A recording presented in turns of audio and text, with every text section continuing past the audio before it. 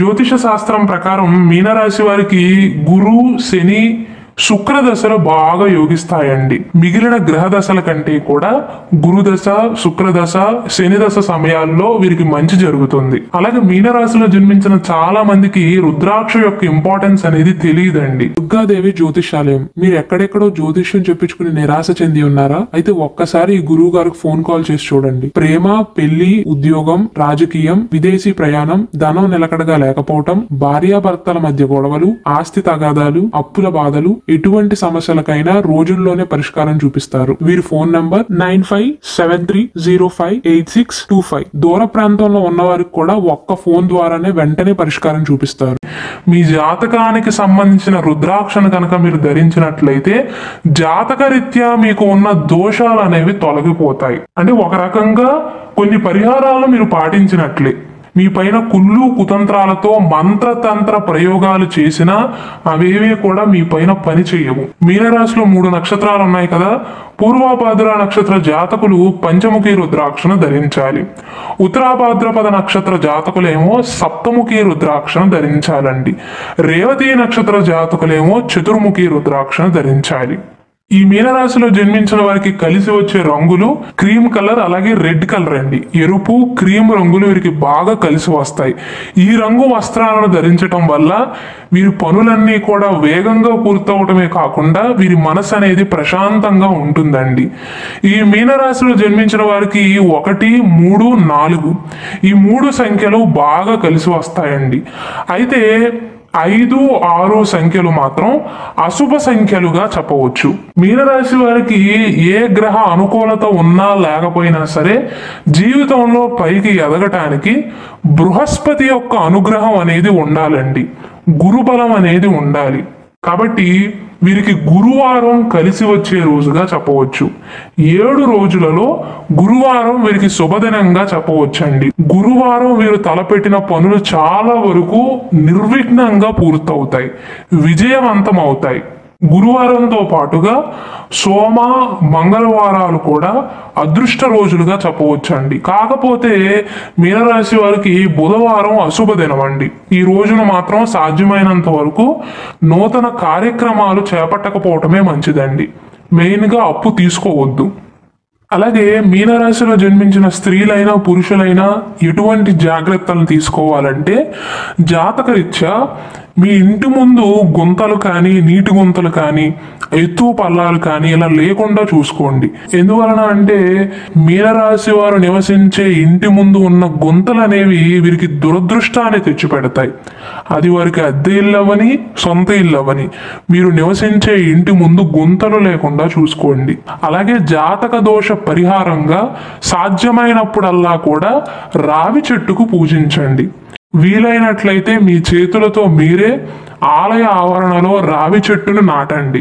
అలాగే సూర్యోదయ సమయంలో రావి చెట్టుకు నీటిని సమర్పించండి. మీనరాశిలో జన్మించిన వ్యక్తులు కష్టాలను తగ్గించుకోవటానికి, వారు ప్రవేశించిన రంగాలలో మంచి ఫలితాలను సాధించడానికి మీ రాశికి అధిపతి అయినటువంటి గురుగ్రహానికి క్రమం తప్పకుండా పరిహారాలను పాటించాలండి. గురువు యొక్క అనుగ్రహం మీ పైన ఉందనుకోండి, ఏ పని ప్రారంభించినా సరే ముందుకు వెళ్ళటమే తప్ప వెనక్కి రావటం అంటూ ఉండదు. కాబట్టి వీలైనట్లయితే ప్రతిరోజు లేకపోతే ప్రతి గురువారం నాడు క్రమం తప్పకుండా 19 సార్లు ఓం గ్రాం గ్రీం గ్రౌం సహ గురవే నమః అనే మంత్రాన్ని, గురువు యొక్క బీజ మంత్రాన్ని కనుక పఠించినట్లయితే గురువు యొక్క ఆశీస్సులు అనేవి దక్కుతాయండి. అలాగే జ్యోతిష గ్రంథాలలో గురుగ్రహానికి అధిష్టాన దైవం బృహస్పతి అని, బ్రహ్మదేవుడని, మహావిష్ణువని, ఇంద్రుడని, మహాగణపతి అని, దత్తాత్రేయుడు అని చెప్పడం జరిగింది. చాలా మంది మీనరాశి వారు మేము ఏ దైవారాధన చెయ్యాలండి అని అడుగుతున్నారు. గురుగ్రహానికి అధిపతి శ్రీ దక్షిణామూర్తి స్వామి వారండి. ఈ దక్షిణామూర్తే శివుని యొక్క స్వరూపం. అంటే మీకు అర్థమయ్యేలాగా చెప్పాలంటే శివుడు శ్రీ దక్షిణామూర్తి రూపంగా ఉన్నప్పుడు ముల్లోకాలకు, దేవుళ్లకు, గ్రహాలకు, నక్షత్రాలకు గురుస్థానంలో ఉన్నాడు. మీరు ఎప్పుడైనా శివాలయానికి వెళ్ళినా సరే శివాలయంలోని దక్షిణ గోడలో దక్షిణామూర్తి కొలువై ఉంటారు. కాబట్టి మీ రాశికి అధిపతి అయినటువంటి గురువుకి అధిపతి అయినటువంటి దక్షిణామూర్తి స్వామి వారిని కనుక మీరు క్రమం తప్పకుండా గురువారం నాడు పూజించినట్లయితే, లేదా దక్షిణామూర్తి స్వామి వారిని మీరు స్నానం ఆచరించిన తర్వాత ప్రతిరోజు అలా ఒక 3 సార్లు అదే పనిగా చూసినా చాలండి, పాజిటివ్ వైబ్స్ అనేవి కలుగుతాయి.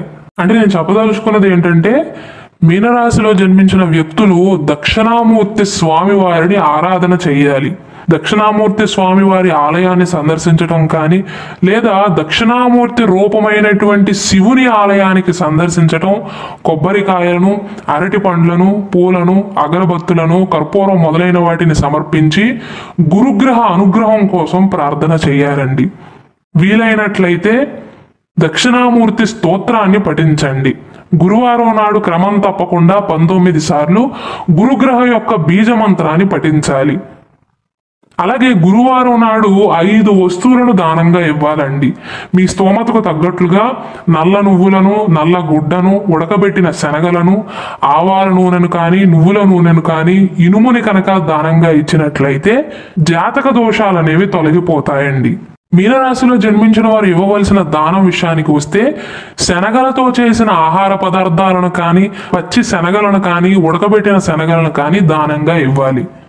అలాగే చాలా మంది చేసే తప్పు ఏంటంటేనండి, దేవాలయానికి వెళ్ళినప్పుడు పూలు, పండ్లు, పలహారాలు తీసుకువెళ్తారే కానీ కొంతమంది కొబ్బరికాయ కొట్టరు.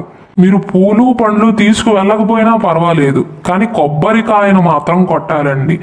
దేవాలయంలో కొబ్బరికాయను కొట్టినప్పుడు ఆ కొబ్బరికాయ అనేది ఏ విధంగా పగిలి 2 ముక్కలు అవుతుందో అదే విధంగా మీ దోషాలు కూడా పగిలి ముక్కలు అవుతాయి.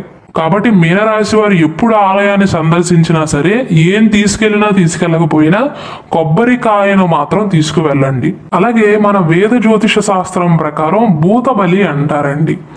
అంటే మనం మనిషి పుట్టాం కదా, పక్షులకు, నోరు లేని జీవాలు ఏవైతే ఉన్నాయో పక్షులకు, జంతువులకు కానీ, క్రిమి కీటకాలకు ఆహారాన్ని అందించటం, ప్రకృతికి కనుక మీనరాశి వారు సహకరించినట్లయితే మీ జాతక రీత్యా కానీ తెలుసో తెలియకో చేసిన పాపాలు, దోషాల నుండి విముక్తి కలుగుతుందండి. పుణ్యఫలం అనేది లభిస్తుంది. అలాగే వీలైనట్లయితే ప్రతి గురువారం నాడు మీనరాశి జాతకులు వారు స్నానం ఆచరించే నేలల్లో ఒక చిటికెడు పసుపు పొడిని వేసుకుని తలస్నానం చేయండి.